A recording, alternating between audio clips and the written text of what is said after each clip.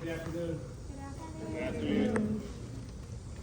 Welcome to the Pacific Combat Zone, which is here or part of the National Museum of Pacific War. We want to thank y'all for taking time out of your day to come down the street and take advantage of this air conditioning that we're more than happy to offer you today.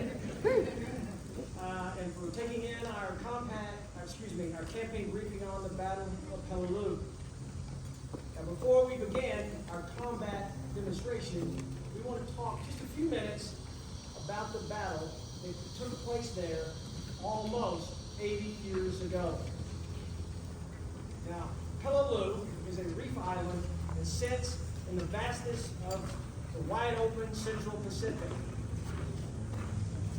This 5 square mile rock would have basically been bypassed during World War II as part of the island hopping campaign if it were not for the airfields that the Japanese had constructed on this island. Now, the United States was beginning to make plans to invade the Philippines in order to liberate them from Japanese control.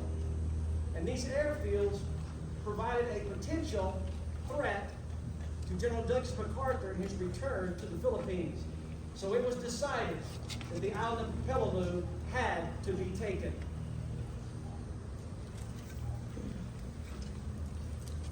The Japanese on Peleliu spent the first 9 months of 1944 watching, waiting, and learning as American forces began their drive across the Central Pacific. From the beginning of that year onwards, American forces took the Marshall Islands, then destroyed the Japanese naval base on Truk, and then finally took the Mariana Islands, putting American bombers in range of Tokyo. The Japanese had to rethink their strategies faced with these defeats in the defense of their increasingly shrinking empire. The Japanese garrison on Peleliu, 11,000 strong, was thus ordered to avoid the suicidal banzai charges and ill-conceived counterattacks that had doomed so many of their number in the past. Instead, they would dig into their well-constructed fortifications. They would fight to the last, and they would kill as many Americans as they could until their positions fell. Japanese leaders hoped that by inflicting such heavy losses, they could force the United States to sue for a negotiated peace rather than force an unconditional surrender upon Japan.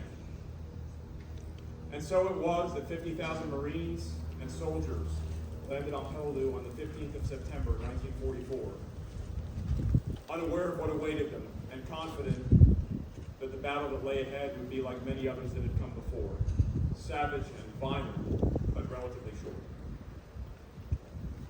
Now, as the Americans landed, they realized that it was different.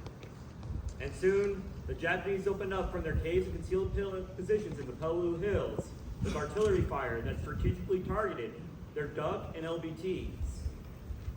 This was a significant change in the Japanese target and the Japanese tactics. Soon, the Americans began to advance into these hills and to these craggy territories. Now, unfortunately for them, the Japanese had planned that this terrain to their advantage and had situated their defensive positions on top of hills that had a proper advantage to the Japanese soldiers. This gave rise to heavy and deadly combat for the U.S. Marines on the island. After about 2 weeks of heavy fighting, the Americans kept their advance up north and eventually pushed into the Umbragol Pocket. This was the final bastion of the Japanese defense on the island of Peleliu. It was here that some of the terriblest and fiercest fighting of the war would take place. All told, by the conclusion of the Battle of Peleliu, over 1,200 U.S. Marines had given their lives, with over 8,500 wounded. However, for the Japanese, the entire garrison was almost put to death, excluding a few hundred prisoners of war. The loss of American lives at the Battle of Peleliu became very problematic for Admiral Nimitz to explain. In part because American raids on those airfields on Peleliu had all but rendered them useless.